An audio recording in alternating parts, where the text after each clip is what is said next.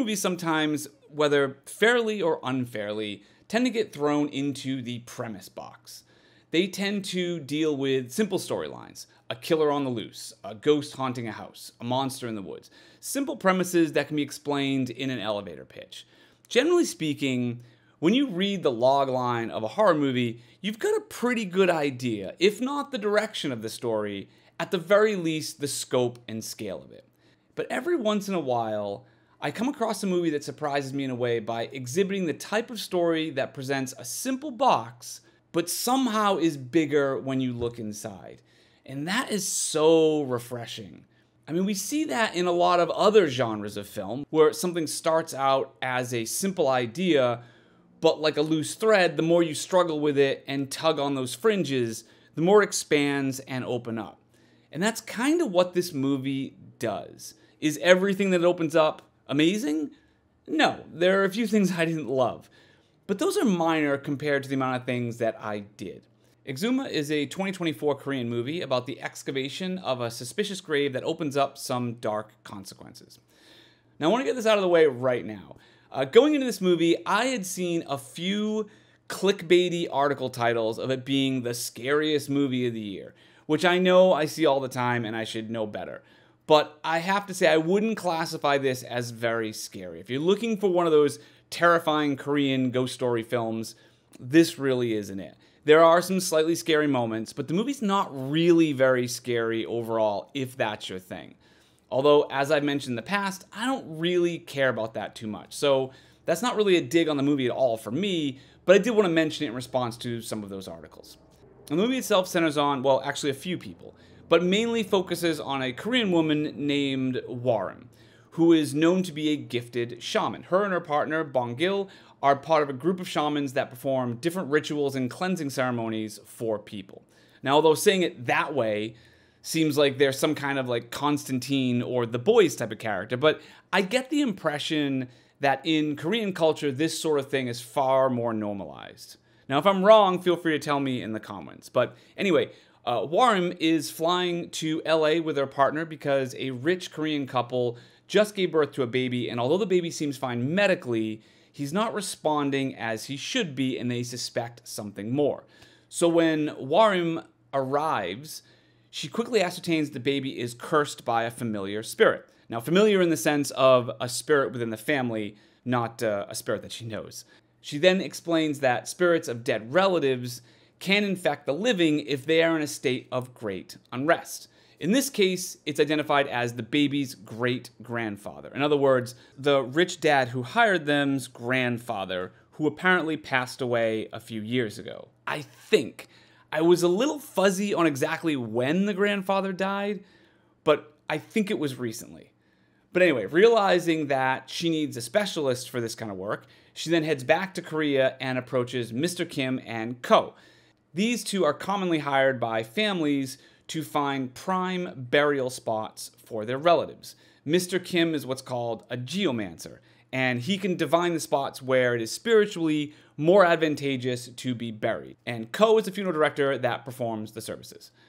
Mr. Kim is played by Choi Min-sik of Old Boy and I Saw the Devil fame, so always good to see him pop up, and he is once again fantastic here.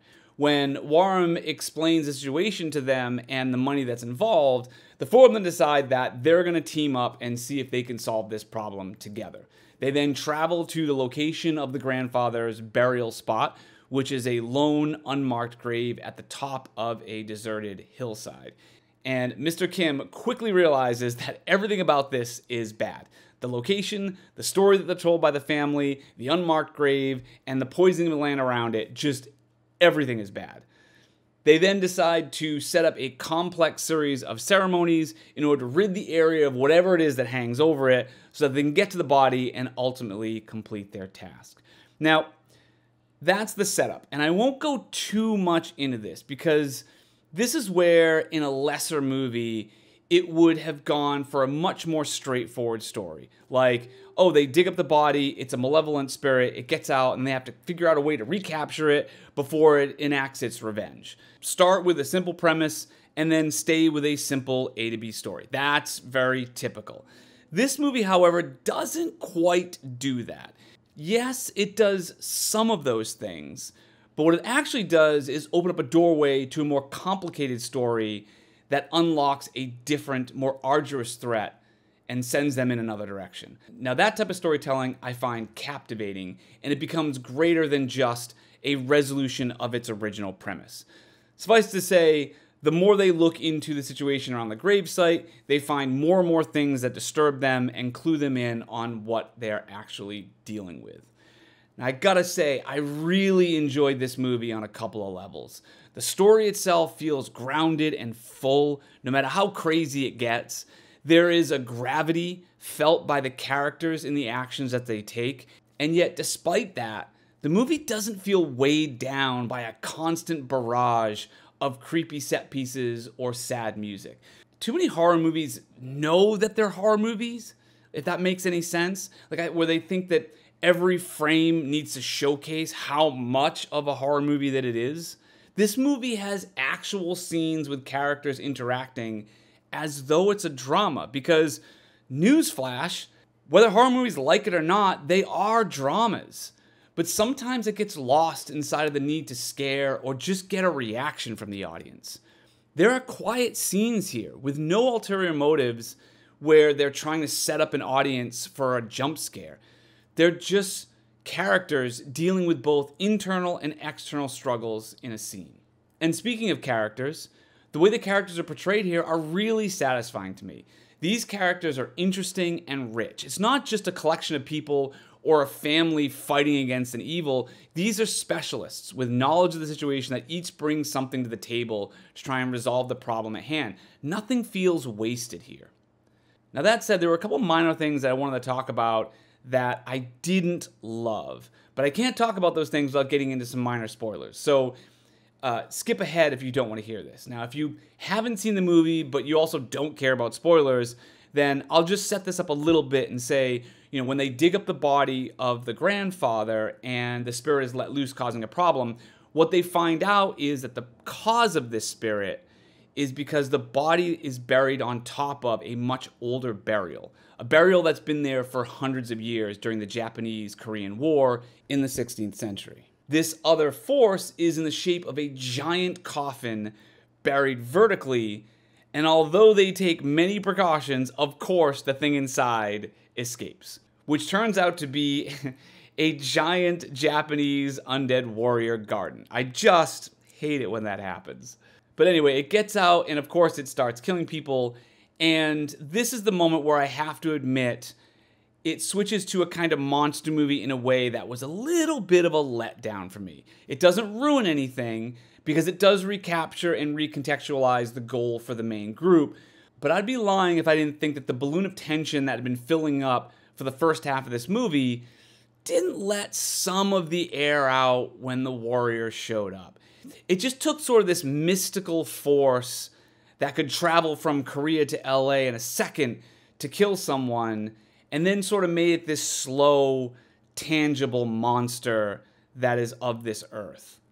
And in that moment, it just made me a little sad. Once again, though, it does just open up the story into a larger chain of events with larger implications of what's going on. So it's a little bit of a dig again, but it ends up working out just fine. The other thing I wanted to mention in this section is I was a little confused by the iron spike mythology. Now, I understand there was an iron spike that was placed inside the warrior, and that's why he was buried vertically, but I don't get why it had the relevance to the war several hundred years ago. I assume I'm a little confused because that might be a cultural thing, and so if you are Korean or understand Korean culture more, you might understand why that was important. But I did find myself a little confused as to why the iron stake was a big deal other than it was driven into the ground. I guess it has some significance during the war with Japan, and perhaps if I was better schooled on that, it wouldn't have been so confusing. So this is a little bit of a tough one because on the one hand, I like it when movies don't force feed me information, but on the other hand, it was confusing enough for me to take me out of the movie slightly. But then again, it's a Korean movie, so I should just shut the fuck up. If I was making a movie about the Revolutionary War in the US, I wouldn't expect the need to explain what the war was about to other people in this country. But like I said, these are just minor issues. Overall, this movie was very well shot, with patient camera work, interesting perspectives, excellent acting, and some haunting visuals. The suggestion of things just out of frame or shrouded in darkness is really well done, and the use of music is fantastic. Minimal with stretches of quiet revenance, and also some simple melodies that heighten the tension and add to the great atmosphere. Yes, a couple of the story beats I was a little iffy on, and I was slightly confused a bit on the mythology, but I thought it righted itself pretty quickly, and that's probably more on my ignorance versus the story's shortcomings. I'd give this movie an A-, but let me know what you think.